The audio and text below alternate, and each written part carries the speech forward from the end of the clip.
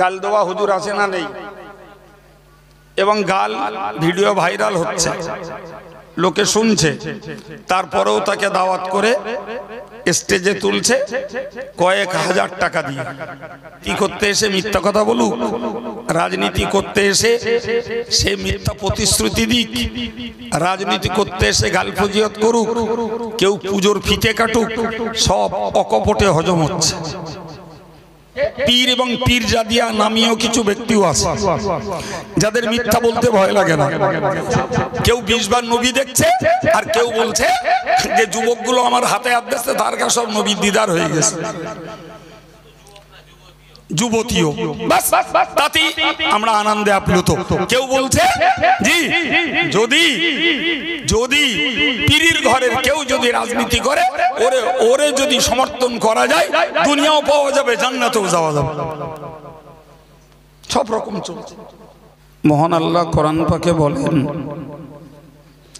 ওয়াত্তাবিউ সাবিলা মান আনাবা ইলাইয়া, তোমরা ওই মানুষদের রাস্তা অনুসরণ করো যারা আমার পথে চলে আমার কাছে পৌঁছে গেছে। আবার বলছি, আল্লাহ বলছেন যারা আমার পথে চলে আমার কাছে পৌঁছে গেছে, তোমরা তাদের রাস্তা অনুসরণ করো। এটাই কোরআন শরীফের ওই অংশটুকুর সার বাংলা অর্থ। তাই কোরআন আমাদেরকে নির্দেশ দিয়েছে যারা আল্লাহর পথের পথিক হয়ে মৃত্যুবরণ করেছে তাদেরকে অনুসরণ করার জন্য। হাদিস শরীফের একটি হাদিসে উল্লিখিত আছে, মান কানা মুস্তিন্নান ফালিয়াস্তিন্না বিমান কদ মাতা। হযরত আব্দুল্লাহ ইবনে মাসউদ রাদিয়াল্লাহু আনহু বলেন যে যদি কেউ অন্য কারোর নীতি, আদর্শ, আখলাক, আমলকে আদর্শ হিসাবে মেনে চলতে চায়, তাহলে ওই লোকটার উচিত হলো যে মানুষগুলো মৃত্যুবরণ করেছেন, যারা ইন্তেকাল করে গেছেন, তাদের পথটাকে ধারণ করা। কারণ জীবিত যারা, ফাইন্নাল হাইয়া লা তুমানু মিনাল ফিতনা, জীবিত যারা তারা ফিতনা থেকে নিরাপদ নয়। এর মানে হলো জীবিত মানুষ নীতিচ্যুত হতে পারে, জীবিত মানুষ পথ পরিবর্তন করতে পারে, জীবিত মানুষের আমলের বদল ঘটতে পারে, জীবিত মানুষ সঠিক পথে চলতে চলতে ভুল পথও নিতে পারে। কিন্তু মৃত মানুষ যারা, এদের পরিবর্তনের আর কোনো সুযোগ নেই। তারা যেটা করে রেখে গেছেন ওটাই অবিকৃত, অপরিবর্তনীয়, অনড় অচল। প্রিয় ভাইরা আমার, আমরা ধর্মীয় জ্ঞানে কম হলেও সাধারণ জ্ঞান বুঝটুকু আলহামদুলিল্লাহ আমাদের রয়েছে। ফলে আমরা সবাই বিশ্বাস করি যে একটা জ্যান্ত মানুষের নীতি, চালচলন, কথাবার্তা বদল হয়, স্বাভাবিক। কখনো বা দুনিয়ার লোভে, কখনো বা নফসের তাড়নায়, কখনো বা শয়তানের খপ্পরে পড়ে একটা জীবিত মানুষের চালচলন, কথাবার্তা, নীতি, আদর্শ, আখলাক, আমলের পরিবর্তন ঘটতেই পারে। ফলে আমরা যদি কোনো জীবিত মানুষকে ফলো করি, তাহলে যখনই তার জীবনে পরিবর্তন ঘটবে, তো যারা অনুসারী তারাও প্রীতি আর ভক্তি ভালোবাসায় সেই পরিবর্তিত নীতিটাকেই ফলো করবে। কথা বুঝতে পারছেন কি? এটাই স্বাভাবিক। এটাই স্বাভাবিক। ওই পরিবর্তিত নীতিটাকেই ফলো করবে, কারণ তার প্রতি একটি মহব্বত, একটি ভালোবাসা, একটি প্রীতি তৈরি হয়েছে। অথচ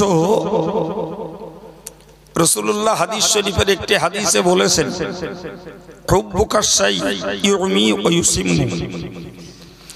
যদি তুমি কাউকে ভালোবাসো তো তোমার ওই ভালোবাসা তোমাকে অন্ধ এবং তোমাকে বোবা বানিয়ে দেয়। এর মানে কি?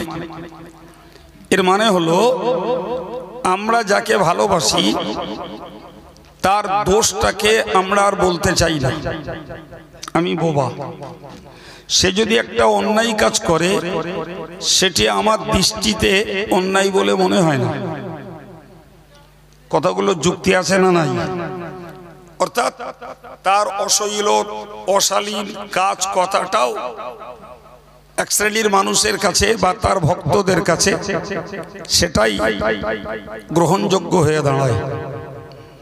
প্রিয় ভাইরা আমার, আমি এই কথাগুলোর যদি বাস্তব উদাহরণ দিই তো একদম দিবালোকের মতো স্পষ্ট করে আপনাদের বুঝিয়ে দিতে পারি, কিন্তু আমি উদাহরণ দিলে না সবার দেহে টানবে না,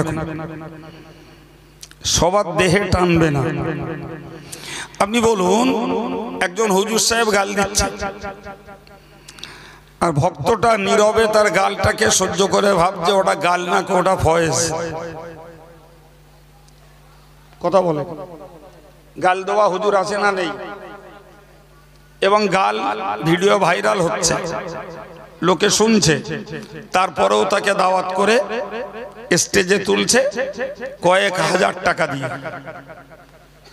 এ সর্বনাশ কিসে হচ্ছে? কথা বলে এ সর্বনাশ হচ্ছে স্রেফ মাত্র ওই ভালোবাসার দায়ে। ভক্তি করি, ভালোবাসি, অতএব হুজুর যা করবে তাই। এটাই হচ্ছে জ্যান্ত মানুষের ফিতনা, এটাই জ্যান্ত মানুষের ফিতনা।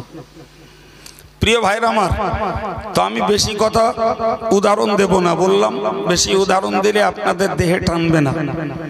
শুধু আমি হাদিসের অংশটুকু বোঝানোর জন্য একটা উদাহরণ দিলাম। জি, যে একটা উদাহরণ দিয়ে বোঝাতে চাচ্ছি যে মানুষ যখন কাউকে ভালোবাসে তার অন্যায় ভাষা, তার অশালীন কাজ, তার স্বাভাবিক অন্যায় অপরাধগুলোকেও অকপটে মানুষ হজম করে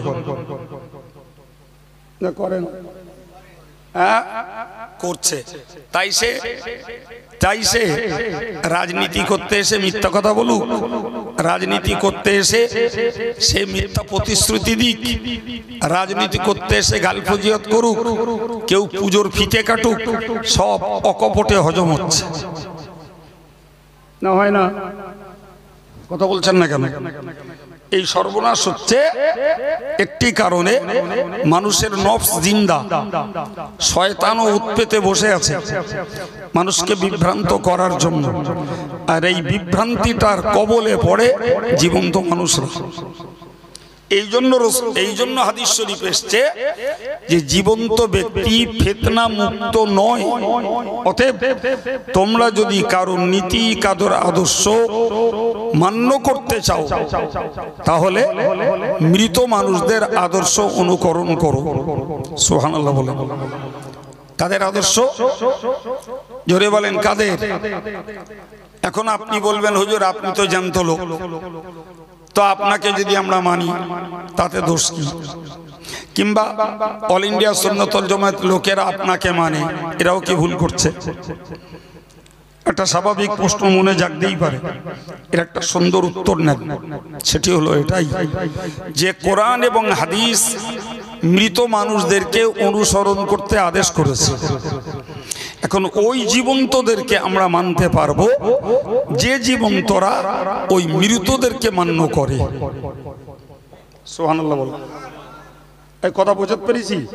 ওই মৃতদেরকে যে জীবন্ত ওলামারা মান্য করে সেই জীবন্ত ওলামাদেরকে মানলে বিভ্রান্তি হবে না। আপনি যদি আব্দুল কাইয়ুমকে ভালোবাসেন, আপনাকে এই কথাটা শিখতে হবে। আব্দুল কাইয়ুমকে ভালোবাসেন আপনি, ভাই কখনো হতে পারে আপনার মতের সঙ্গে আব্দুল কাইয়ুমের মতের মিল নাই, হতে পারে ভুল বোঝাবুঝি, এটা স্বাভাবিক। আমি এই কথাটা মাঝে মধ্যে বলি যে গাল একটা জায়গা, এর ভিতরে দুটো অঙ্গ রয়েছে, দাঁত আর জিভ, নাকি কটা? এ গর্তে ওই দুটো দাঁত, আর তো দাঁতে কিছু বাদলে জিভ ছাড়ায়, না কি বলছেন? একটা সুপারির কোটা, একটা মাছের কাঁটা, একটা গোস্তের হাড়ের টুকরা যদি দাঁতে বাঁধে, ওরে যতক্ষণ বার না করতে পারে জিভ ততক্ষণ স্বস্তি পায় না।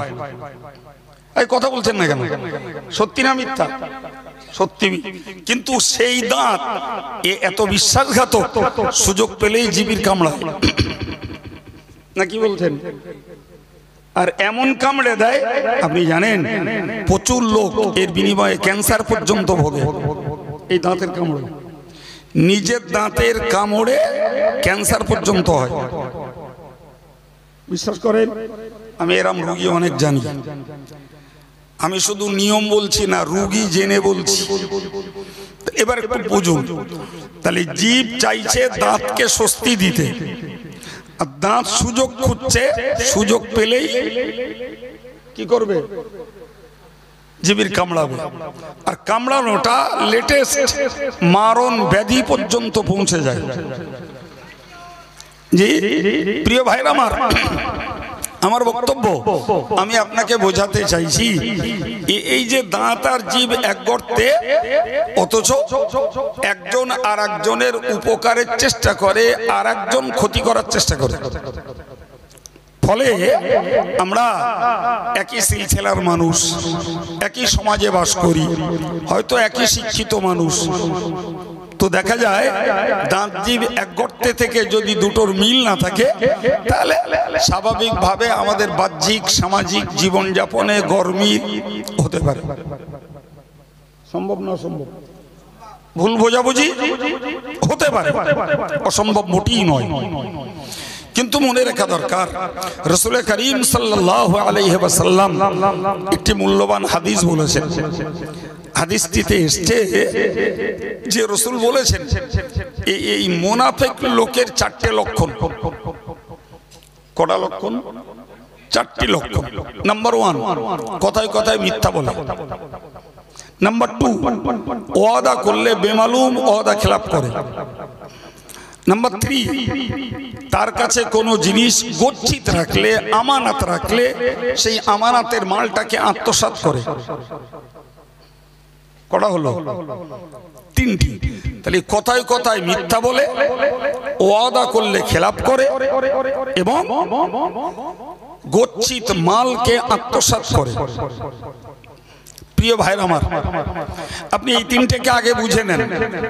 সমাজ জীবনে আমরা চোখ বুঝিয়ে চলি না, চোখ তাকিয়ে চলি। যেমন কিছু সাধারণ মানুষ আছে, তেমন কিছু ধর্মীয় ভেকধারী আছে। এমনকি সত্য কথা বলতে পীর এবং পীরজাদিয়া নামীয় কিছু ব্যক্তিও আছে, যাদের মিথ্যা বলতে ভয় লাগে না, যাদের ওয়াদা খেলাপ করতে কলিজা কাঁপে না, যারা জনগণের অর্থ সম্পদকে রীতিমতো এদের ঘাড়ে ভর করে আত্মসাৎ করে, তাদের এক বিন্দু পরকালের ভয় জীবন জানে ডরায় না। আছে না? না ভাই, দেশের যারা জনপ্রতিনিধি, এরা জন অর্থকে নিজের অর্থ ভেবেই খরচ করে। আছে না? নাই? প্রিয় ভাই আমার, প্রিয় নবী বললেন যে 3টি কথায় কথায় মিথ্যা বলে, ওয়াদা করলে খেলাপ করে, এবং গচ্ছিত মাল আত্মসাৎ করে। 4 নম্বরে রাসূল বলেছেন ওয়া ইযা খাসামা ফাজার। মিসআন্ডারস্ট্যান্ডিং, ভুল বোঝাবুঝি ঘটতেই পারে, ভুল বোঝাবুঝি ঘটতেই পারে, কিন্তু এই ঝগড়া হলে, বিবাদ হলে, মনোমালিন্য হলে যে গালি দেয়, রাসূল বললেন ও হলো মুনাফিক। কি দেয়?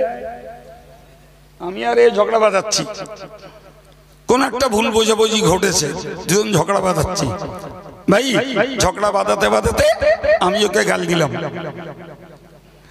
রাসূলুল্লাহ বললেন এই ঝগড়া বাঁধালে গালি দেওয়াটা এটা মুনাফিকের ৪র্থ নম্বরের লক্ষণ। আচ্ছা বলেন না ভাইরা আমার, আজকে দাদা হুজুর বসিরহাট হুজুরের স্মৃতি সভা করতে আপনারা দাওয়াত করেছেন মৌলানা রাজিবুলকে, মৌলানা আব্দুর রাকিবকে আর আব্দুল কাইয়ুমকে দাওয়াত করেছেন।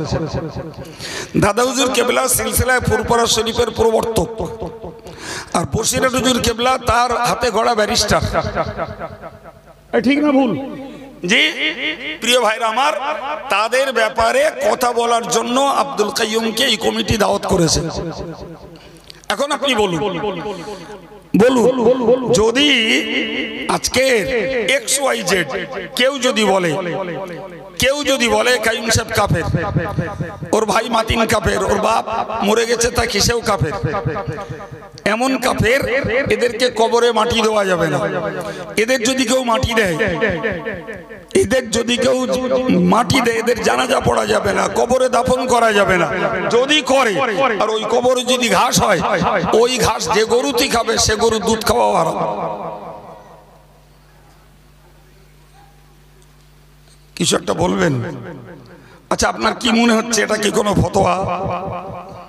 এটা কোনো ফতোয়া? আচ্ছা এই ফতোয়া যারা দেয় ভাই, তারা যদি সিলসিলার দাবিদার হয়, তারা যদি দাদা হুজুরের আওলাদার ভক্ত হয়, এরপরও আপনি জিন্দাবাদ দেবেন?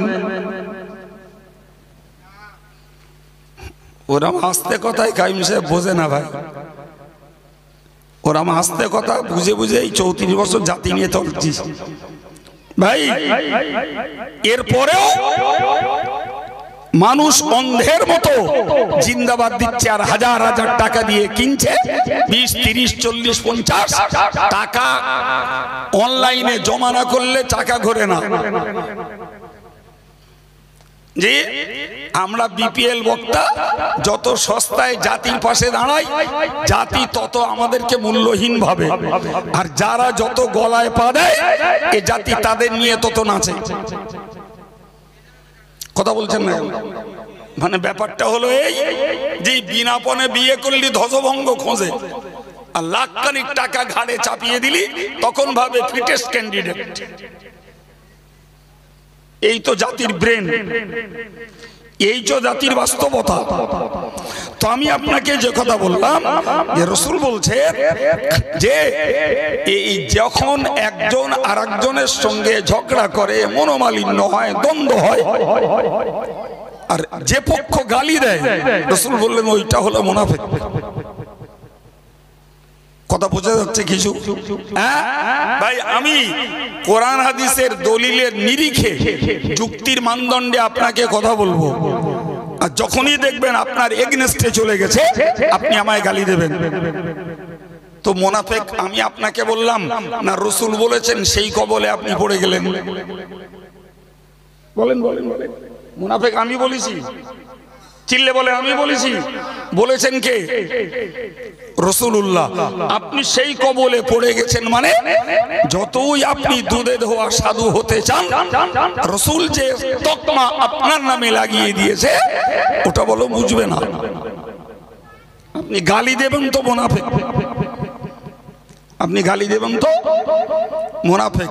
ভাই এই কাজগুলো জ্যান্ত মানুষের দ্বারাই হয়, মরা মানুষের দ্বারা একদম না, এক বিন্দু না।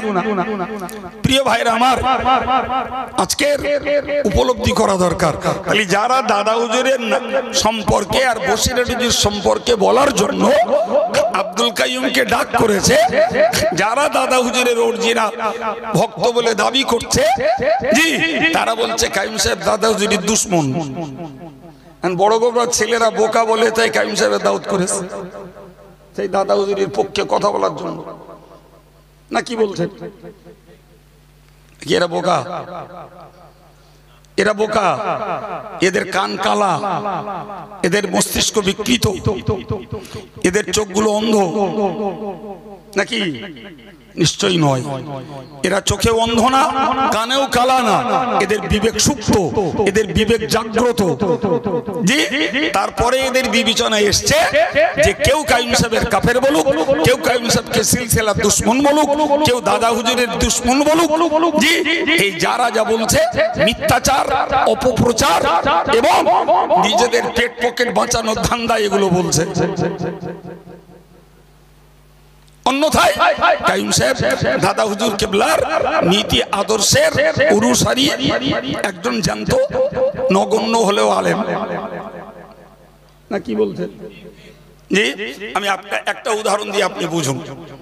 একটা উদাহরণ দিই ভাই, ফুরফুরা শরীফের ইসালে সাহেবে দাদা হুজুর কেবলা এরকম আলাদা করে সামিয়ানা করতেন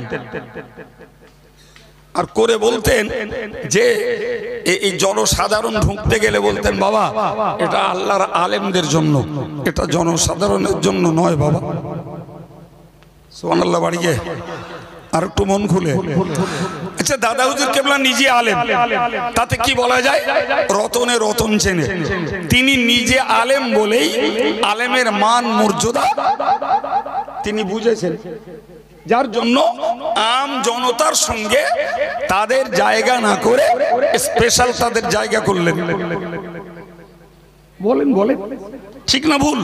তাহলে দাদা হুজুর কেবলা হৃদয়ে আলেমদের প্রতি ভক্তি, মোহাম্মদ, ভালোবাসা ছিল। জি, এখন আজকে যদি দেখি যে আলেমদের নামে গাল, আলেমদের নামে কুৎসা, আলেমদের নামে মত, আলেমদের নামে মিথ্যা ফতোয়া, আলেমদের নামে কুফরি ফতোয়া, আলেমদের জানাজা পড়ার, দাফন করা নিষেধ করা, ভাই এটা কি দাদা হুজুরের আদর্শ? হ্যাঁ, এটা দাদা হুজুরের আদর্শ না। এখন দাদা হুজুরের আদর্শের বিপরীত পথে যারা চলছে, এখন আপনি যদি মনে করেন যে এ দাদা হুজুরের বিরাট ভক্ত, তাহলে এইবারই তো বোকামি হচ্ছে, এবারেই তো ভুল বোঝা হচ্ছে না, কি বলবেন? বলেন বলেন বলেন। আরে এই কথাটা আম জনতার কাছে ছড়িয়ে আছে, ভালো কাপড়ের ন্যাকড়াটাও ভালো, এরা পীরের আওলাদ, পীরের অমুক তমুক, হতে পারে, ঠিক আছে। আচ্ছা, আমি একটু ঘুরিয়ে বলেন, ভালো কাপড়ের ন্যাকড়াটা ভালো, তাহলে আদম নবীর ছেলে কাবিল কেন জাহান্নামে যাবে? কত ভালো ন্যাকড়া। নূহ নবীর ছেলে কেনান কেন জাহান্নামে যাবে? ও তো ভালো ন্যাকড়া। লূত নবীর স্ত্রী কেন জাহান্নামে যাবে?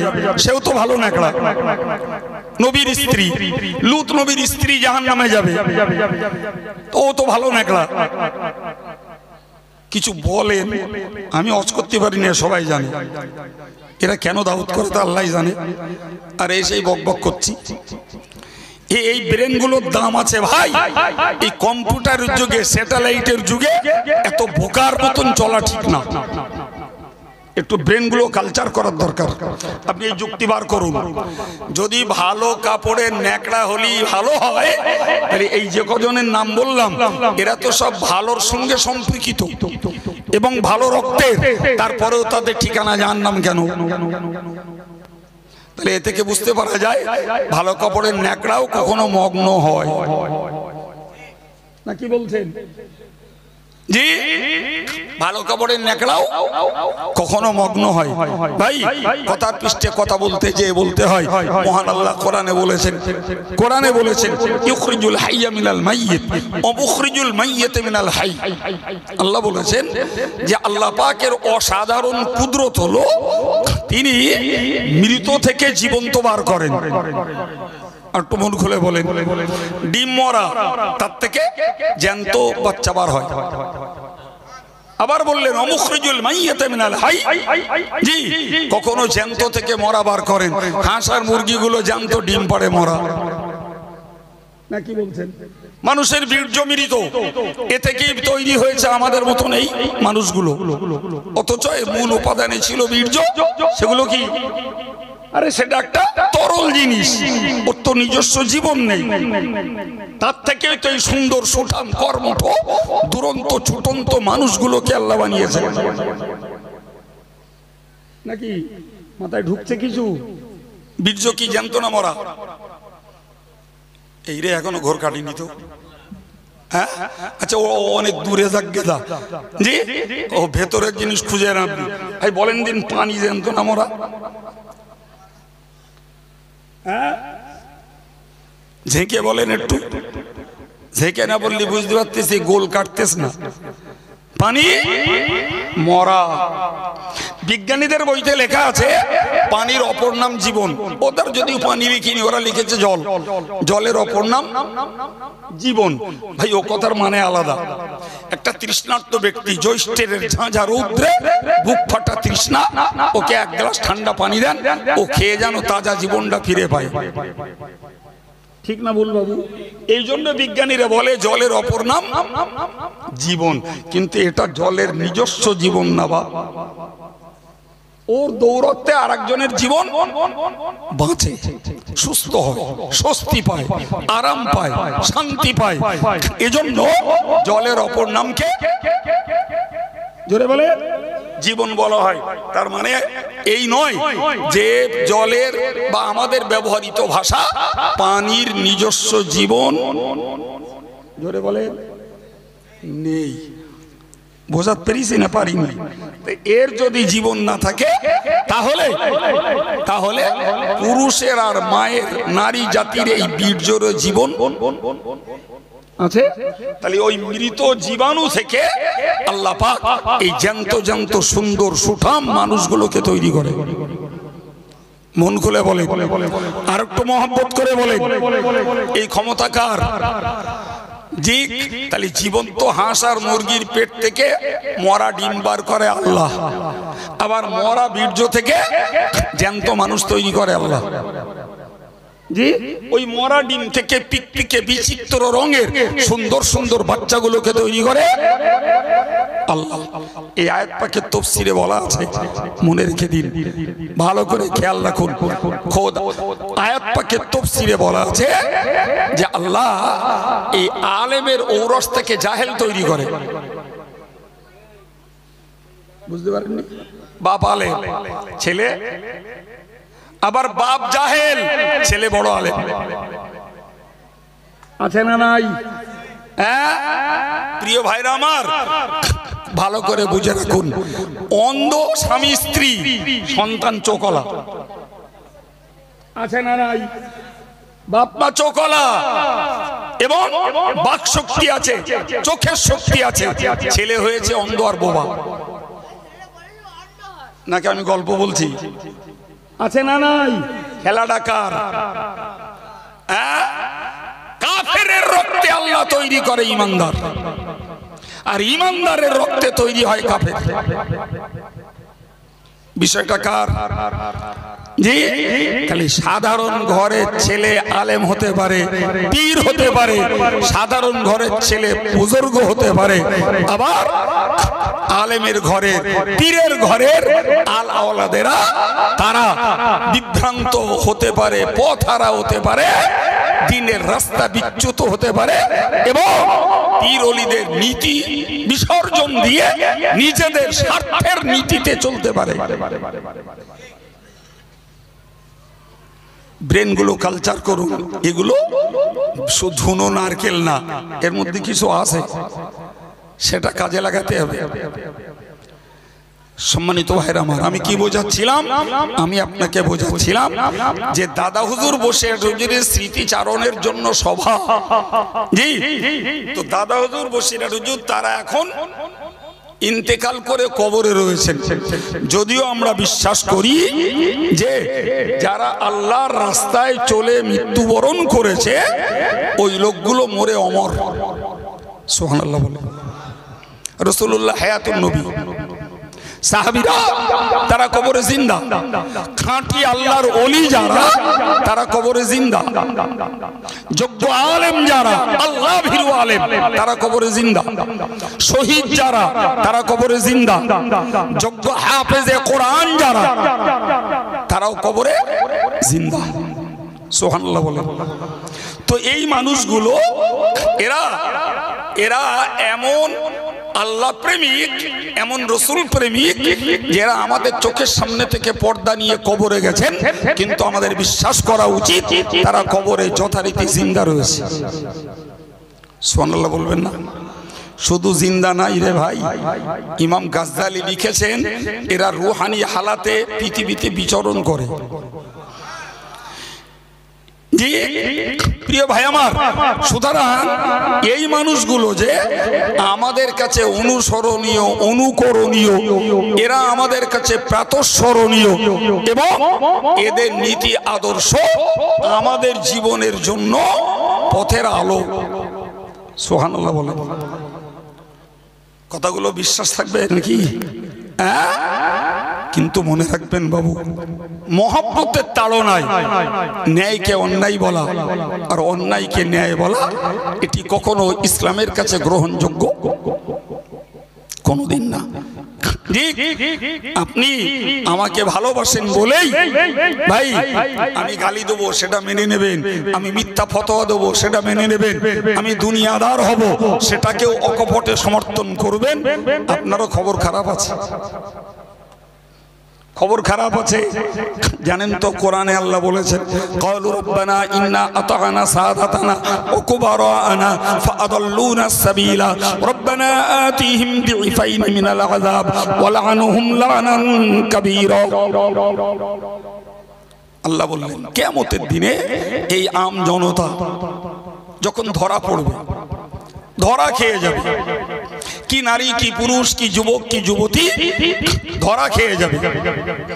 তো ধরা খেয়ে বলবে আল্লাহ আমরা তো নিজে নিজে সব করিনি, আমরা পীর সাহেব, পীরজাদা সাহেব, মৌলানা সাহেব, মুফতি সাহেব, হুজুর সাহেব এবং আমাদের বড় বড় নেতা, আমরা তাদেরকে ফলো করেছিলাম, আমরা ওদেরকে ফলো করেছি, আমরা ওদেরকে অনুসরণ করেছি, ওদের কথাকে মান্যতা দিয়েছি, ওরাও গাল দিয়েছে আমরাও দিয়েছি, ওরাও সমালোচনা করে আমরাও সমালোচনা করেছি, ওরা আমাদের যে পথে নিয়ে গেছে আমরা সেই পথে গেছি।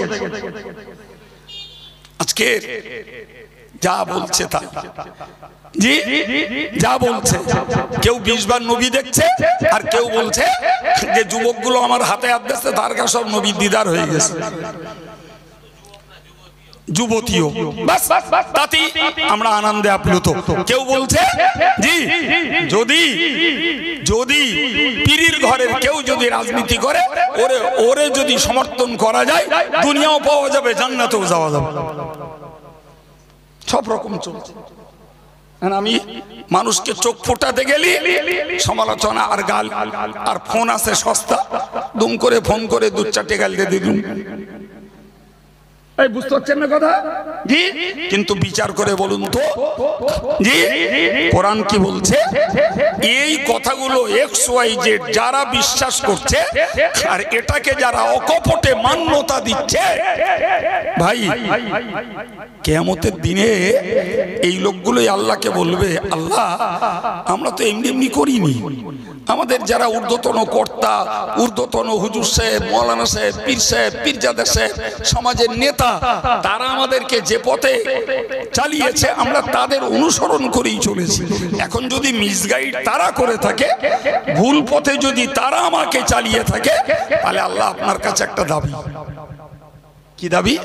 আল্লাহ আতিহিম দিফাইন মিনাল আযাব, ওই নেতা, ওই হুজুর সাহেব, ওই মৌলানা সাহেব, ওই পীর সাহেব, ওই পীরজাদা সাহেব, আল্লাহ ওদেরকে ডবল শাস্তি দেন। কিছু বুঝতে পারতেছেন? আপনার ঘরে কোরআন আছে নিয়ে আসুন, আর যদি না আনেন আমার কাছে মোবাইল আছে নিয়ে আসুন, বাংলায় দেখবেন, আমি দেখিয়ে দেবো। কোরআনের বক্তব্য সূরা আহজাবের শেষ রুকুতে আল্লাহ জানিয়েছেন এই অনুসারী গুলোই আল্লাহকে বলবে আল্লাহ ওদেরকে ডবল শাস্তি দেন। আর কারে ডবল দেবে আর কারে সিঙ্গেল দেবে ওই হিসাব আল্লাহ জানা আছে না নেই? জি, কিন্তু এরা এদের ক্ষোভে, অভিমানে, রাগে সামলাতে পারবে না, সামলাতে পারবে না। জি, কারণ আল্লাহ ওরাই আমাদের পথভ্রষ্ট করেছে, ওরাই আমাদের ভুল বুঝিয়েছে, ওরাই আমাদেরকে বিপদগামী করেছে, ওরা জানতো, ওরা আমাদেরকে মিসগাইড করেছে, যেদিকে নিয়ে গেছে সেদিকেই আমরা গেছি। আল্লাহ আজকের ওদেরকে ডবল শাস্তি দেন, ওয়ালা আনহুম লানান কাবীরা। আল্লাহ আর ওদের উপরে মহা অভিসম্পদ আপনি দান করেন। নাউজুবিল্লাহ। এ বাবু, এ থেকে কি শিক্ষা নিতে বলেন দিন? হুজুরগিরি করতে গেলেও খোদার ভয় লাগে, আর হুজুর ধরতে গেলেও ভেবে ধরতে হয়। দুটো শিক্ষা দু দলেরই। আমি যে জনগণের হুজুরগিরি করব, তাহলে আমাকে সাবধান হতে হবে যে আমার দ্বারায় এই সাধারণ জনগণ যেন বিভ্রান্ত না হয়, সাধারণ জনগণ যেন ভুল পথে না চলে, তারা যেন ঈমান ইসলামের রাস্তা থেকে বিচ্যুত না হয়, তারা যেন আল্লাহ আল্লাহ রসুলের পথ ভুলে না যায়। এই কথা বলেন ঠিক না ভুল? হ্যাঁ, এখন রাকিব সাহেব বলছিল, আমি তখন এসে গেছি। জি, রাকিব সাহেব বলছিল আমি কোনোদিন মুখ থেকে বলিনি, ওয়াজ করি তবে মুখ থেকে কথাটা বলি কোনোদিন।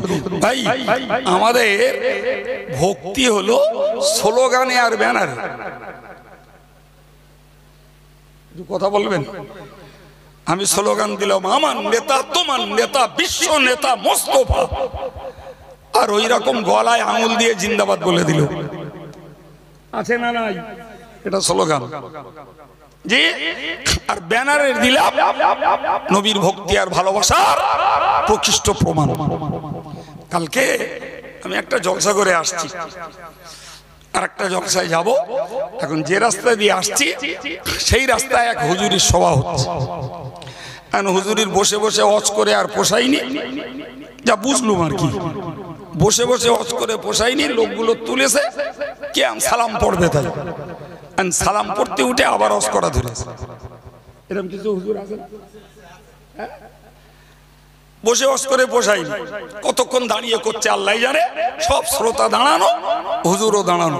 তার মানে বুঝলুম কি, কি বুঝেছেন বলেন দিন? সালাম পড়তে দাঁড়িয়েছে, এই তো। তো ঠিক সেই সময় আমার গাড়িটা ওখান দিয়ে পাস হচ্ছে, একটা কথা শুনতে পেলাম। হুজুর বলছে ওই সময় কথাটি হলো যে আগে নবীর মহব্বত করো, নবীর মহব্বত করলে তখন নামাজ কালাম সব ঠিকঠাক চলবে, আর নবীর মহব্বত যা দিলে যা ঢুকবে সে অন্যায় কাজ থেকেও বেঁচে থাকবে। তা আমার একটা কথা মনে হলো ভাই, একদিন একটা মসজিদে, আমি অনেক ছেলেবেলার কথা বলছি, একটা মসজিদে জুমা পড়তে গেছি, না একটা মসজিদে জুমার নামাজ হচ্ছে। তো সেখানকার ইমাম আমার একটা চাচা, তো চাচা এসে বলছে, বলে আজকে মসজিদে খুব ঝগড়া হয়েছে। কিসের ঝগড়া? ঝগড়া হলো এই কারুর ঘড়ির সঙ্গে কারুর ঘড়ির মিল নেই, এর 12টা বাজে 5 মিনিট বাকি, ওর 12টা 2 হয়ে গেছে, এর 12টা বাজে এখনো 3 মিনিট বাকি। এরকম হতে পারে না, পারে না। আর মসজিদের ঘড়ি আর এক রকম, এরকম গোলতানি হচ্ছে। হট করে একটা লোক, একটা মুসল্লি উঠেছে, উঠে বলছে, বলে অত ঘড়ি টড়ি মানি নেকো, 12টা বাজলে আজান দিতে হবে। আচ্ছা বলেন দিন, ওর কোন পাগলা করে দেবে? আরে তুই 12টা, তুই ঘড়ি মানবি না, তা 12টা কিসি বুঝবি রে? ঠিক না ভুল? জি, তো আমার এই হুজুরির কথা শুনে মনে হচ্ছিল হুজুরির কথাটা ওইরাম, যে নবীর মহব্বত করো তবে নামাজ রোজা হজ যাকাত সব ঠিকঠাক থাকবে। ভাইরে, যদি ঘটনা ওই হয়, জি মনে রেখে দিন, ওই মহব্বতটা প্রমাণ হবে কিসি কিসি।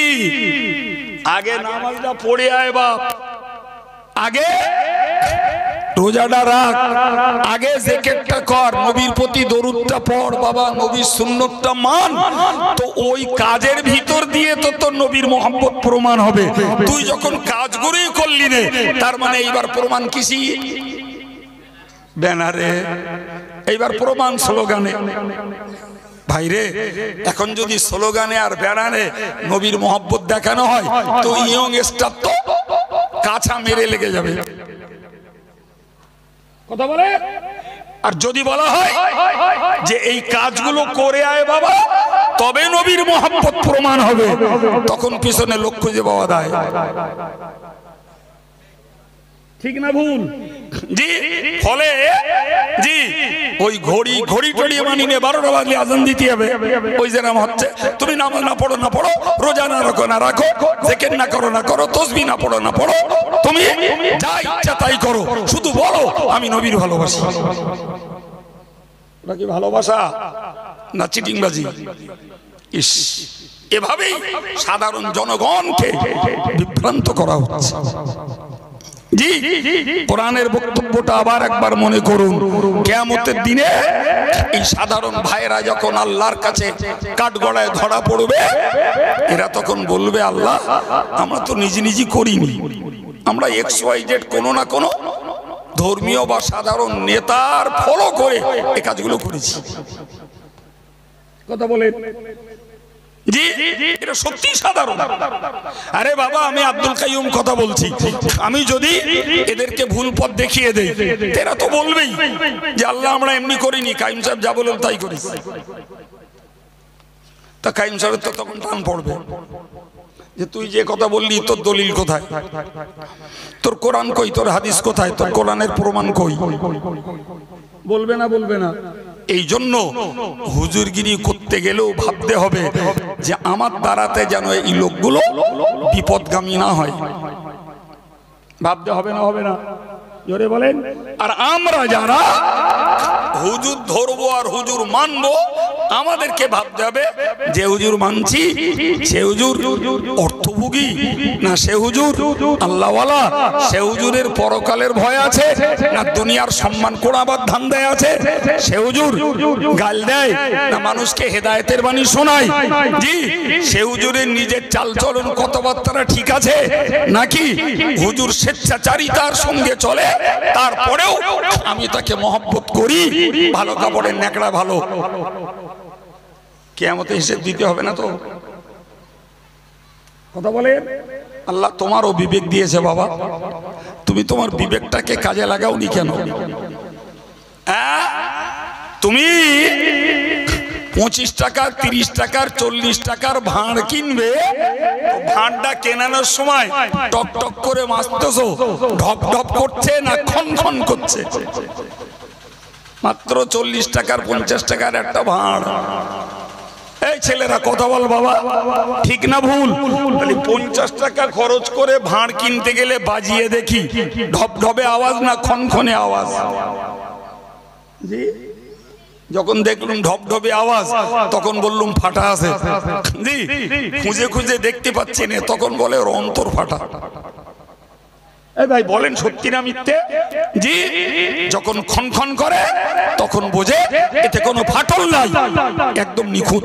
ভাই সামান্য 40-50 টাকার ভাঁড় কিনতে যে যদি বাজিয়ে দেখতে হয়, তাহলে যে আলেম যে হুজুরদের অনুসরণে আমার ধর্মীয় জীবন, আমার ঈমানি জীবন, আমার আমলের জীবন রক্ষা পাবে, আমি ওই হুজুরটাকে একটু দেখে নেবো না, বাজিয়ে নেবো না? জি, ওটা খনখনে না ঢপঢপে? জি, মানুষের এই চেতনা হারিয়ে গেছে, মানুষের এই চেতনা হারিয়ে গেছে। মনে রাখবেন, আমি আবার আপনাকে বলছি, জি ভালোবাসার তাগিদে অন্যায়কে মেনে নেওয়া যাবে না, যাবে কখনো না। বাবা ভালোবাসি ঠিক আছে, আব্দুল কাইয়ুমকে ভালোবাসি, যতদিন দেখেছি কাইয়ুম সাহেব নীতির উপরে, হকের উপরে, সত্যের উপরে এবং কোরআন সুন্নাহর আমলের উপরে রয়েছে, ভালোবাসি। কাইয়ুম সাহেবকে দেখলাম কোন আমলের ক্ষেত্রে নীতিচ্যুত হয়ে গেছে, একদম স্ট্রেট কাট। হুজুর আপনাকে ভালোবাসতাম তো আপনার আগে দাড়ি ছিল শরীয়ত মোতাবেক, এখন দেখছি দাড়ি কেটে কেটে আপনি ফেন্সি বাবু হয়েছেন, এই জন্য আপনার আর ভালোবাসি না। আপনি ইমানদার,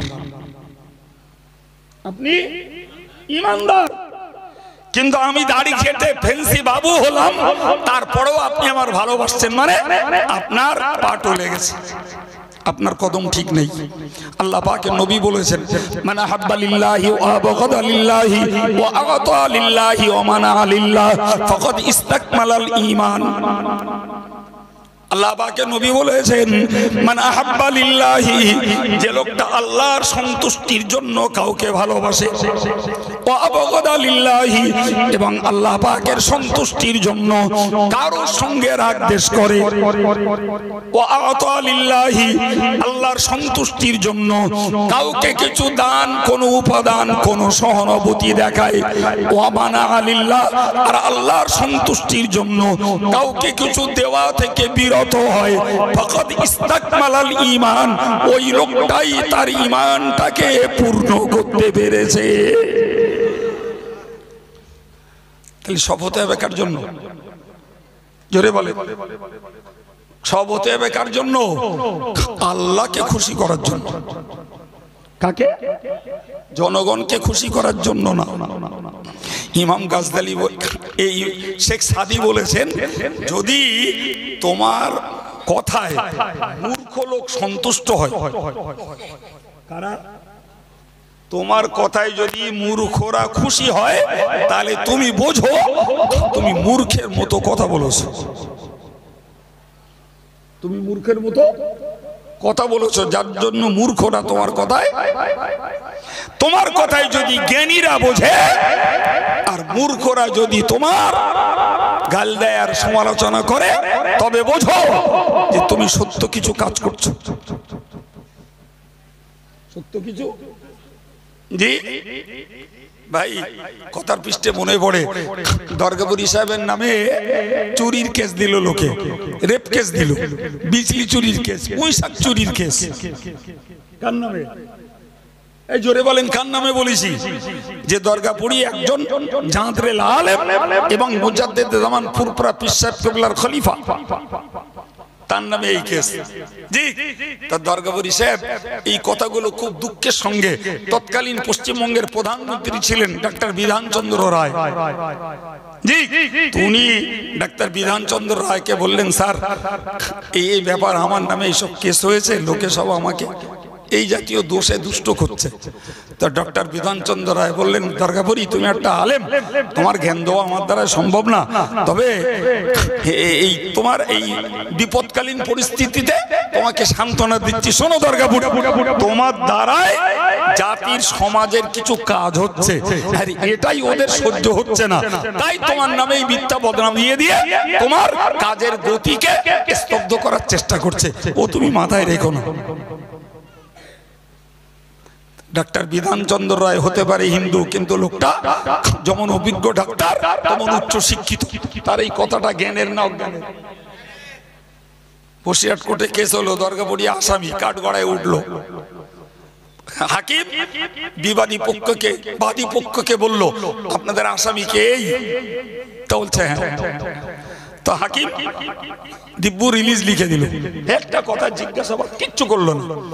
আমার আব্বা বলছেন আমি সঙ্গে ছিলাম। জি, হাকিম রিলিজ লিখে দিল। এখন বাদী পক্ষের উকিল যে, সে হাকিমের উপরে আঙুল তুললো, কি স্যার আপনি কোনো হিয়ারিং করলেন না, কোনো জাঁজা বোঝা করলেন না, আর এই লোকটাকে আপনি বেকসুর খালাস করে দিচ্ছেন। তো হাকিম তাকে একটা চড়কাবড়া হাঁকা দিয়ে বলল, এই লোকটা চেহারা বলছে ওই লোকটা সাধু, তোমরা ওরে ফাঁসিয়েছো। হ্যাঁ, এরা সুবহানাল্লাহ রাস্তায় গিয়ে বলবে, রাস্তায় গিয়ে বলবেন না বাড়ি গিয়ে বলবেন? এখানটাই হচ্ছে না, আর বাড়ি গিয়ে আর হয়? একটু মহব্বত করে বলে। জি, সেও অমুসলিম, কিন্তু তার বিচারের সূক্ষ্মতা ছিল। এই লোকটা চেহারা বলছে এই লোকটা সাধু, তোমরা একে অযথা মিথ্যা ফাঁসিয়েছো। কি বুঝলেন? জি প্রিয় ভাইরা আমার, তো আমি আপনাকে কি বলতে যে কথা বললাম, আমি আপনাকে বোঝাচ্ছিলাম এই কথাই যে ভালোবাসবো তো আল্লাহর জন্য বাসবো, রাগ করবো তো আল্লাহর জন্য করব। কার জন্য? আল্লাহর জন্য। এই ছেলেটা আল্লাহর পথের প্রতীক। জি, যতটুকু পারি তাকে মহব্বত করব। যেদিন দেখব সে আল্লাহর রাস্তা থেকে বিচ্যুত হয়েছে, ভাই এমনি কথাবার্তা সালাম কালাম ঠিক আছে, কিন্তু তোমার প্রতি আন্তরিকতা আমার আর থাকবে না ভাই, আন্তরিকতা নাই। রাসূল বললেন যে যে লোকটা কাউকে দেয়, মনে করুন আমরা গরিবদেরকে দেই, গরিবদের দান ধ্যান করি, জি মাদ্রাসায় দান ধ্যান করি, খুব ভালো করে খেয়াল করে বুঝো, আমি গরিবের দান দিলাম, সে নে গাঁজা কিনে খাচ্ছে, বিড়ি কিনে খাচ্ছে, আছে না নাই? হ্যাঁ, তো আমি যখন দেখলাম যে আমার দানের পয়সা, আমার ফিতরার পয়সা, আমার যাকাতের পয়সা গরিব হিসেবে ওরে দিলুম, আর ও দিব্য অবৈধ পথে কাজে লাগাচ্ছে, জি ফলে আমি ওরা দেবো না, আমার গরিবকেই দেবো। তার একজন দিনদার আল্লাহওয়ালা মহিলা, আল্লাহওয়ালি মহিলা, একজন আল্লাহওয়ালা পুরুষ, তারে দেবো, ওরে দেবো কেন? তাহলে ওকে দিয়েছিলাম আল্লাহর সন্তুষ্টির জন্য, কিন্তু যখনই দেখেছি যে আল্লাহর শরীয়তের বিপরীত চলছে, ওকে দেওয়া থেকে গুটিয়ে নিলাম। এই চারটে গুণ, ভালোবাসা আল্লাহর জন্য, রাগ আল্লাহর জন্য, দেওয়া আল্লাহর জন্য, না দেওয়া আল্লাহর জন্য, এই গুণ যারা অর্জন করেছে আল্লাহ পাকের নবী বললেন এরাই পূর্ণাঙ্গ ঈমানদার। কিন্তু আমরা যে বাবু ওই নীতি অবলম্বন করতে সবাই পারিনি, যে বাপ পেরেছি, কথা বলে রাগ করবেন না। জি জি, একটা ছেলে আগে ভালো ছিল, আমার বন্ধু লোক ফর এক্সাম্পল, এখন সে মদ খাওয়া ধরেছে, তো মদ খাওয়ার আগেও বন্ধু, মদ খাওয়া পরের বন্ধু। আগে গরিব ছিল, আমি তারে খুব ভালোবাসতাম, এখন দেখছে একটু চোখ ফুটেছে, সুদ খাওয়া ধরেছে, তো আগেও বন্ধু এখনো বন্ধু। কথা বলছেন না কেন? আছে না নাই? হ্যাঁ, যেদিন আপনি ওই সুদখোর বন্ধুকে ত্যাগ করতে পারবেন সুদের জন্য, মদখোর বন্ধুকে ত্যাগ করতে পারবেন মদের জন্য, সেদিন বুঝবেন আপনার মধ্যে ঈমানি মজা এসেছে। তাই অন্যায়টাকে আপনি বরদাস্ত করতে পারেননি। যেদিন বুঝবেন ভালোবাসার খাতিরে অন্যায়কে বেমালুম হজম করে দিচ্ছেন, সেদিন বুঝবেন আপনার ঈমানে ভুল ধরেছে, যার জন্য ন্যায় আর অন্যায় আপনার কাছে গড়ে একাকার হয়ে গেছে। শুনুন, সহিহ বুখারীর একটি হাদিস বলছি, রাসূলুল্লাহ বলেছেন যে কিয়ামতের দিনে যে কয় শ্রেণীর ব্যক্তিকে আরশের ছায়ার নিচে আল্লাহ জায়গা দেবেন, কোনো ছায়া থাকবে না, না গাছের পাতা, না ছাতা, না খাতা, গোটা পৃথিবীতে একটা মাঠ, মাথার উপরে একটা সূর্য 12 মুখে তাপ বিকিরণ করবে। জি, কোন বর্ণনায় এসছে 1 মাইল উপরে সূর্যের তাপ, যে সূর্য এখন 9,30,00,000 মাইল দূরে, তাহলে অবস্থা কি হবে? নিশ্চিত আমরা আন্দাজ করতে পারছি। ঠিক ওই দিনটাতে কোনো ছায়া নেই, একটাই ছায়া, আল্লাহর আরশ আল্লাহর নিচের ছায়া। গাজোয়ারি করে, লাফিয়ে ঝাঁপিয়ে, ধস্তাধস্তি করে, কুস্তাকুস্তি করে ওই জায়গা দখল করা যাবে না। ওই জায়গা দখল করতে গেলে 7টা গুণের একটা গুণ জোগাড় চাই, যে কোনো একটা গুণ জোগাড় চাই। তো 7টার কথা আমি আর বলবো না, আমি ওই যেটা এখন আমার আলোচনার সঙ্গে প্রয়োজন সেটাই বলছি। জি, রাসূলুল্লাহ বলেছেন রাজুলানি তাহাব্বা ফিল্লাহি ওয়া তাবগাদা ফিল্লাহি, আল্লাহ পাকের নবী বলেছেন দুজন ব্যক্তি পরস্পরকে ভালোবাসে কেবল আল্লাহর সন্তুষ্টির জন্য, আবার ওই দুজন ব্যক্তি একে অপর থেকে বিচ্ছিন্ন হয়ে যায়, একে অপরের প্রতি রাগ দ্বেষ করে কেবল আল্লাহর জন্য। এই গুণসম্পন্ন মানুষকে কিয়ামতের মহাময়দানে আরশের ছায়ার নিচে আল্লাহ জায়গা দান করবেন। কি বুঝলেন বাবা? তাহলে ভালোবাসবো তো কার জন্য বাসবো? আর কার জন্য রাগ করি? আল্লাহর জন্যই রাগ করব। এখন যে লোকটাকে রাগ করছি সে লোকটা মৌলানা না, মুফতি না, পীর সাহেব না, পীরজাদা সাহেব, সত্যি যদি রাগের কারণটা ন্যায়সঙ্গত হয় তাহলে রাগ করাই বাঞ্ছনীয়। তুমি যে হও ভাই, তোমার প্রতি রাগ না করলে আল্লাহ আমার উপরে রাগ করবে, ঠিক না ভুল? জি, প্রসঙ্গত একটা হাদিসের কথা বলি শোন। হাদিস শরীফে এসছে আল্লাহ পাক জিবরিল আমিনকে বললেন আনিকলিব মদিনাতান কাযা ওয়া কাযা, আলে জিবরিল এই শহরটাকে উল্টে দাও। কেমন ভাবে উল্টাবে? বললে ওর ভিত যাক উপরে আর ছাদ আসুক নিচে। আচ্ছা, ভিত উপরে আর ছাদ নিচে গেলে ভিতরে যা থাকবে সেগুলো সব জায়গায় জায়গায় ঠিক থাকবে তো? থাকবে না, না? জি, জিবরাইল আলাইহিস সালামকে আল্লাহ যখন এই নির্দেশ দিলেন তো জিবরিল এক নজর ওই শহরটাকে দেখলেন, দেখে বললেন আল্লাহ আপনার আদেশ পালন করতে আমি বাধ্য, তবে আমার একটা দাবি, একটা আবদার। কি? এই শহরে একটা লোক রয়েছে, যে লোকটাকে দেখছি লাম ইয়াসিকা রাজুলুন লাম ইয়াসিকা কত্তুন, আল্লাহ ওই লোকটা টোটাল জীবনে একটা আপনার নাফরমানির, আপনার অবাধ্যতার, আপনার পথের বিপরীত একটা কাজও করিনি। গুন্ডা ভালো না খারাপ? একদম ভালো। আর ওই দৃষ্টিতেই জিবরিল আমিন বললেন আল্লাহ আপনার আদেশ পালন করব আমি, তো আপনি একটা আদেশ দেন আল্লাহ ওই লোকটাকে এই গ্রাম থেকে বাইরে বার করে দেয়।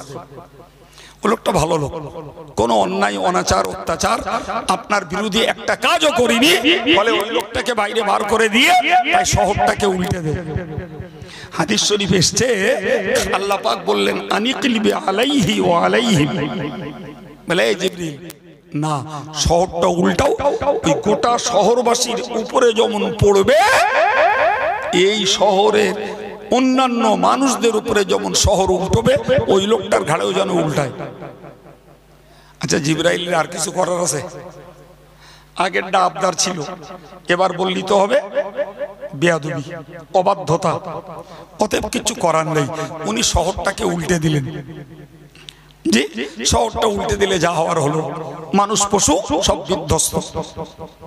এরপরে জিবরিল আমিন আলাইহিস সালাম আল্লাহকে বললেন আল্লাহ আমি আপনার আদেশ পালন করেছি, কিন্তু এই রহস্যটা আমার জানতে ইচ্ছা হচ্ছে, এই লোকটা ভালো লোক, এরপরেও এর ঘাড়ে এই উল্টো শহর উল্টানো হলো কেন? এর উপরে শহর আপনি ফেলতে বললেন কেন? বললে জানো জিবরাইল, জি এই লোকটা তুমি ভালো দেখেছো ঠিকই, কিন্তু এর একটা দোষ আছে। দোষটা হলো এই লাম ইয়াতামাআর ওয়াজহুহু ফিয়া, এই লোকটা ব্যক্তিগত ভালো, কিন্তু ওর চোখের সামনে অন্যায় অপরাধ হয়েছে, ও একবারও আমার পক্ষে ওদের সঙ্গে রাগারাগি করিনি, মুখ লাগালাগি করিনি, ওদের এই অন্যায় অনাচারের বিরুদ্ধে কোনো কথা বলিনি, ফলে ওরা অন্যায় করে যে দোষী, ওদের অন্যায়কে অকপটে মেনে নেওয়ার জন্য এও সমদোষী। কি বলছেন? বলেন বলেন কি গো, তাহলে ভালোবাসার খাতিরে অন্যায় হজম করা যাবে নাকি? যাবে না? হ্যাঁ, আমরা একটা নিয়ম শিখেছি।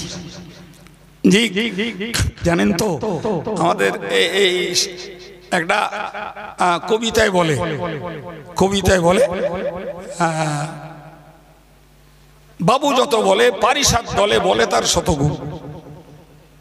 কথা বুঝতে পারেন? বাবু যত বলে, রবীন্দ্রনাথের একটা কবিতা আছে, সেই কবিতার একটা লাইন এটা, বাবু যত বলে পারিষদ দলে বলে তার শতগুণ। মাধ্যমিকের ছেলে মেয়েরা জানে, 2 বিঘা কবিতার শেষ অংশে এটা রয়েছে। জি, তার মানে কি, বাবু যতটা বলে ভক্তরা তার থেকে কথা বলে। মুজাদ্দিদ জামান ফুরফুরা পীর সাহেব কেবলা ওয়াজ করে নাবলেন, ক্লান্ত হয়ে ঘরমুক্ত হয়ে নাবলেন। কত লোক জুটলো, হুজুর এই মশলাটা কি হবে, হুজুর এইটা কি হবে, হুজুর এইটা কি হবে, জিজ্ঞেস করলো। বসিরহাট হুজুর লিখেছেন যে দাদা হুজুরকে যখনই যে মশলা জিজ্ঞাসা করা হতো উনি আনন্দ চিত্তে তার উত্তর দিতেন, একবারও বিরক্ত বোধ করতেন না। কিন্তু দেখা যেত ওই ভক্ত কিছু আছে, আপনারা হুজুর কি বিরক্ত করছেন, হুজুর এতক্ষণ ওয়াজ করে নাবলে ফের আপনারা এই সময় সওয়াল করছেন। দাদা হুজুর বলতেন, ওগো তো তোমার রাগ হচ্ছে কেন? ওরা তো জিজ্ঞেস করছে আমার কাছে, তো এতে তোমার বিরক্তি কি আছে? সুবহানাল্লাহ বলে। আরে বাবা, ওরা যদি একটা মশলা মশাইল অজানা জিনিসকে জেনে নিয়ে ওরা যদি দিনের সঠিক পথে চলে, তাতে ওদেরও লাভ আর আমি বলে দেবো আমারও লাভ। ঠিক না ভুল? তুমি বিরক্ত হচ্ছ কেন? জি প্রিয় ভাইরা আমার, বসির হুজুর এই জন্য লিখেছেন যে দাদা হুজুর কেবলাকে যা কিছু জিজ্ঞাসা করা হতো খুশির সঙ্গে তিনি তার জবাব দিতেন, কোনো বিরক্ত বোধ করতেন না। ভাই রাসূল করিম সাল্লাল্লাহু আলাইহি সাল্লাম জোহরের নামাজ পড়েছেন আর 2 রাকাতে সালাম ফিরিয়েছেন। জোহরের ফরজ নামাজ ক রাকাত? জোরে বলে 4 রাকাত। সালাম ফিরিয়েছেন। সালাম ফিরিয়ে রাসূল উঠে পড়ছেন। একজন সাহাবী বললেন, যুল ইয়াদাইন নামক একজন সাহাবী বললেন, হুজুর এই নামাজ যে আপনি শেষ করে দিলেন, সালাম ফিরিয়ে দিলেন, তে নাসিতা আন কুসিরাতিস সালাত, আপনার কি ভুল হয়ে গেল? না, আপনারা এই নামাজ জানি না, আল্লাহ ওহী নাজিল করে 4 রাকাত নামাজ 2 রাকাত করে দিতেও পারে। এই পারে না একদম একদম। তো সাহাবী একদম অকপটে বললেন, এ হুজুর আপনার এই যে নামাজ পড়লেন, নামাজ কি কম করে দিয়েছে আল্লাহ নাকি ভুলে হয়েছে? রাসূলুল্লাহ আঙুল তুলে বলেন, তোমার এত বড় সাহস, তুমি আমারে ভুল ধরো?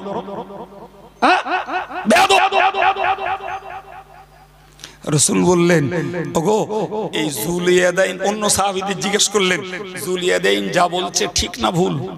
তো সবাই বললেন, হুজুর যুল ইয়াদাইন যা বলেছে ঠিক, 2 রাকাতেই সালাম ফিরানো হয়েছে। প্রিয় নবী আবার কিবলামুখী হলেন, বাকি 2 রাকাত নামাজ আবার পড়ে দিলেন। সুবহানাল্লাহ হবে না? কি বোঝাচ্ছি বলুন দিন? জি, আমি যত বড় হুজুর হই, যত বড় পীর সাহেব হই, যত বড় পীরজাদা হই, যত বড় মুফতি সাহেব হই, তারপরেও আমি মানুষ। তারপরেও কি মানুষ, ভুল হতেই পারে, অসম্ভব কিচ্ছু না। এবং আমাকে যে ফলো করছে সে আমাকে শুধরানোর জন্য বলতেই পারে। কিন্তু একটা কথা যদি বলা হয়, তার আগে ভক্তরা যদি ঝাঁপিয়ে ওঠে, তার আগে যদি বলে বেয়াদব, তো বেয়াদব এক ছড়ি মেরে দিলে আস্তে আস্তে কাতে হয়ে পড়ে গেল বেয়াদব।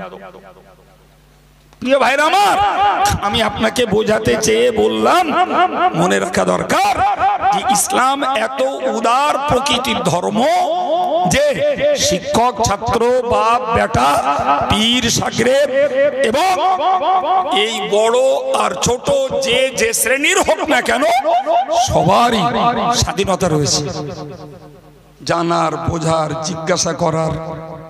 কিন্তু বাবু, যদি ভিতরে কিছু রসদ থাকে তাহলে তো রাগ ধরে না, কিন্তু ভিতর যদি শূন্য হয় তখন প্রশ্ন করলি তো রাগ হবে না।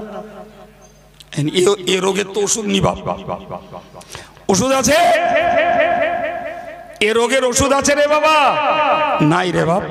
সুতরাং আমাকে মনে করতে হবে, আমি আপনাকে বোঝাচ্ছিলাম যে এই ওই হাদিস বললাম যে লোকে অন্যায় করছে, আমার কিচ্ছু করার নেই, তো কিচ্ছু যদি করার না থাকে তা মনে মনে ঘৃণা করে সরে দাঁড়াবো।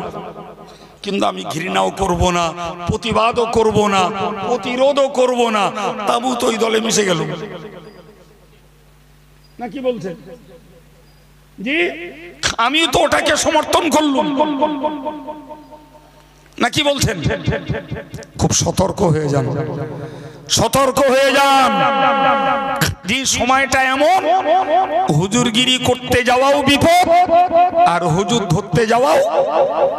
অতএব আমি গোড়ায় এইটুকু হাদিস বলেছিলাম, যে তোমরা আল্লাহর রাস্তায় চলে যারা মৃত্যুবরণ করেছে, তোমরা ওদের অনুসরণ করো, ওদের আর পাল্টানোর, পরিবর্তনের কিচ্ছু জোরে বলে নাই। কিন্তু জীবন্ত যদি নিজের ইচ্ছায় চলে, তাকে তুমি মানতে যেও না বাপ, কারণ ও বলো মত পাল্টাতে পারে, ও নীতি পাল্টাতে পারে, দল পাল্টাতে পারে। এ বাবা, পাল্টাচ্ছে না, পাল্টায় না, একটু ঝেঁকে বলেন জি। রাজনীতির নেতারাও পাল্টাচ্ছে, ধর্মনীতির নেতারাও না পাল্লায় না, তাহলে জ্যান্ত লোকের পা টলে। জি, এক মুফতি সকালবেলা এক ফতোয়া দিলে, জি সকালবেলা ফতোয়ায় লিখে দিলে, আমি বলি ধরুন ফতোয়ায় লিখে দিলে হেদায়েতুল্লাহ, দুপুরবেলা আর এক দলে সে টাকা ঝেঁকে দিলে বললে কুদরতুল্লাহ, বিকালবেলা টাকা আর একটু বেরিয়ে দিলে বললে নিয়ামতুল্লাহ, রাতের বেলা আর এক খামসা দিয়ে দিলে বললে হুজ্জাতুল্লাহ। কথা বলছেন না কেন? একজনের এক মুখে কত রকমের ফতোয়া আর কত রকমের দল পাল্টাই আর কত রকমের নীতি। ভাইরা আমার, আমি এই কথাগুলো আজকে ওই বানিয়ে বানিয়ে আনিনি যে এখানে উঠে এইগুলো বলবো, একবারও না। জি, আমি বোঝাতে চেয়েছি আজকে ছেলেরা দাদা হুজুর বসিরহাট হুজুরের স্মৃতিচারণ করতে বসে এবং প্রোগ্রাম করে অন্য কেউ দাওয়াত করেছে, আমাকেও দাওয়াত করেছে। মনে রাখবেন আজকের যুগটা, সময়টা অস্থিরতার যুগ, দুর্নীতির যুগ, মত পাল্টানোর যুগ, দল পাল্টানোর যুগ। কি ধর্মীয় দল কিংবা সাধারণ দল, জি সবকিছুকে মাথায় রেখে ভাবতে হবে অন্ধের মতো কাউকে মানার সময় আর নাই। অন্ধের মতো মানার সময় নাই। জি, এই যে মানুষগুলো কবরে গেছে তারা ফিজিক্যালি দৈহিক ভাবে তারা কবরে যেতে পারেন, কিন্তু তাদের রেখে যাওয়া স্মৃতি, নীতি, আদর্শ জলজল করছে। তাদের নীতি, আদর্শ, লেখনীগুলো সামনে ধরবো। যদি আব্দুল কাইয়ুম মেলে আব্দুল কাইয়ুমের মানবো, না মেললেটা ওটারও ফেলে দেবো। এটাই হচ্ছে একজন ইমানদারের নীতি। সম্মানিত ভাইরা আমার, আমি যে কথা আপনাকে বোঝাচ্ছিলাম আপনি বলেন তো।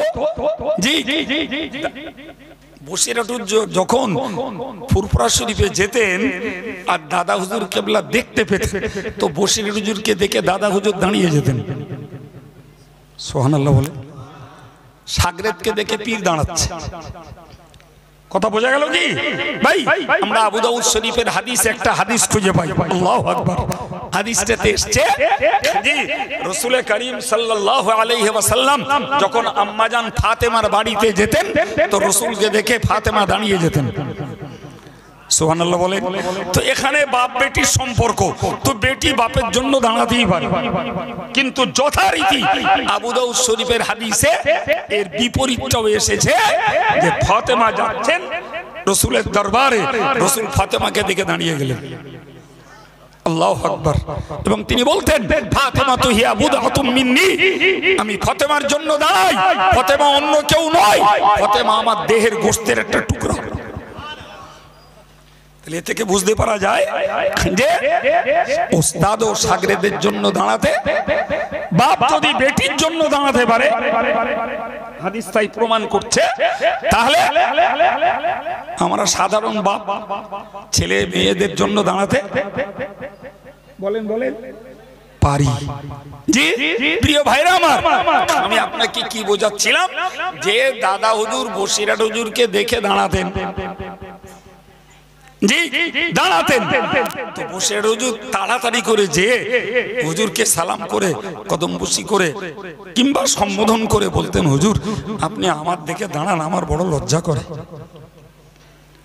আমার দিকে লজ্জা করে। মুজাদ্দিদ দাদা পীর সাহেবকে বলতেন, ও বাবা রুহুল আমিন, আমি তোমায় দেখে দাঁড়াই না বাবা, তোমার ভিতরে আল্লাহ পাক যে ইলম দান করেছেন ওই ইলমের মর্যাদায় দাঁড়িয়ে যাই। আল্লাহু আকবার। তাহলে দাদা হুজুরের কাছে ইলমের মর্যাদা ছিল, আর ইলমটা তার চিন্তায় রুহুল আমিন সাহেবের ভিতরে যে ইলম ছিল সেই ইলমের মর্যাদায় দাঁড়াতে যে দাদা হুজুর কেবলা বসিরহাট হুজুরকে দেখেই তো দাঁড়িয়েছেন। এটা দাদা হুজুরের অনড় নীতি, অনড় নীতি। কখনো এই নীতির পরিবর্তন। আমি দাদা হুজুরের ভক্ত, জি, অথচ আলেমের নামে গাল দিচ্ছি। আলেমের বক্তৃতা আমার বিরুদ্ধে চলে গেছে, আমার দলের বিরুদ্ধে চলে গেছে, আমার স্বার্থের বিরুদ্ধে চলে গেছে, আমার নীতির বিরুদ্ধে চলে গেছে। আমি আলেমকে খাড়ায় ফেলে ধুয়ে দিচ্ছি, আলেমকে গালি দিচ্ছি। ভাই এটা কি সত্যি দাদা হুজুরের অনুকরণ হলো? জি প্রিয় ভাই আমার, ভাবতে অবাক লাগে বাবু, জি ভাবতে অবাক লাগে। অনেক দিনের কথা, যদিও ভুলে যাওয়ার নয়, বড় ব্যথার কথা, বইতে লেখা। জি মৌলানা রুহুল আমিন সাহেব কেতাবের ব্যবসা করে খেত। কি করে খেত? আচ্ছা ওই কথাটা কি আমরা তার 114খানা লেখনী কেতাবগুলো পড়ার পরে বিশ্বাস করতে পারি যে তিনি কেতাবের ব্যবসা করে খেত? জি ভাই, কথার পৃষ্ঠে বলতে যেয়ে বলতে হচ্ছে জানেন, বাংলা 1336 সালে, বাংলা 1336 সালে জি এই ফুরফুরা শরীফের ইসাল সাহেবের 23 তারিখে সকালবেলা জি কিছু ইসাল সাহেবের খাদেমরা দাদা হুজুর কাবলার কাছে গেছেন, হুজুর হায়াতে, যে বললে হুজুর গতকাল যা লোক হয়েছে আজকে তো লোক সংখ্যা আরো বেড়ে যাবে, তো রাস্তাঘাট খুব খুব জাম হয়ে যাচ্ছে, কি করা যাবে? তো একটা পরামর্শ হলো যে রাস্তার দুধারের দোকানগুলো যদি একটু ছোট করা যায় তাহলে একটু রাস্তাটা সুসার হবে, মানুষের চলাচলে সুবিধা হবে। যুবক ছেলে তো বলে হুজুর আমরা যাবো, গিয়ে দোকান সব সোজা ছোট করবি আসবো। আর হুজুর তো বুঝতে পারছে এদের দিলে কি করবে, জি কার ভেঙে ফেলবে, কার উল্টে দেবে, কার হয়তো দুঘা মেরে বসবে। হুজুর বললেন বাবা আমিও যাচ্ছি। সুবহানাল্লাহ। তো হুজুর যখন গেছেন, ওদের আর নিজেদের মতো বড়ি চলে, হুজুর সামনে ওরা পিছে পিছে। তো হুজুর গেলেন, গিয়ে তার মধুমাখা ভাষায় বললেন বাবা রাস্তার লোকজনের তো খুব চাপ হবে বাবা, তা তোমরা একটু দোকানগুলো ছোট করে নাও। তো হুজুর বলেছেন মানে সেখানে আর দ্বিতীয় কোনো প্রশ্ন নেই, সবাই দুপাশের দোকানদাররা দোকান ছোট করেছে, রাস্তাটা বেশ চওড়া হয়ে গেছে, রাস্তা ছাড়াও ফুটপাত আছে, একটু চওড়া হয়ে গেছে।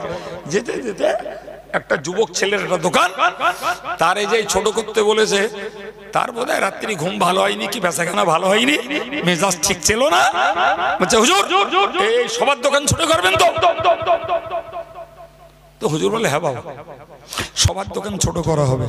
কেন আর কথা না বাড়িয়ে দোকানটা ছোট করে নিয়ে দোকান ছেড়ে দিয়ে হুজুর পিছন পিছন ঘুরছে। কেন বলেন? জি যেতে যেতে সামনে একটু আগিয়ে গিয়েই একটা কেতাবের দোকান, আর হুজুর কেতাবের দোকানটাকে ছোট করতে বলেছেন। বলার পরেই বললেন একটা ছেলে ছিল, বললে বাবা এই দোকানটা কার? ছেলেটি বলল হুজুর এটি মৌলানা রুহুল আমিন সাহেবের কেতাবের দোকান। দাদা হুজুর কেবলা বললেন বাবা এই দোকানটাকে ছোট করা যাবে না, একটু মন খুলে। সেই ছেলেটা পিছনে ছিল না, ছিল না, ও তো আবার লাভ মেরে উঠেছে, হুজুর সবার দোকান ছোট করেছেন, এটাও ছোট করা লাগবে, এটাও ছোট করা লাগবে।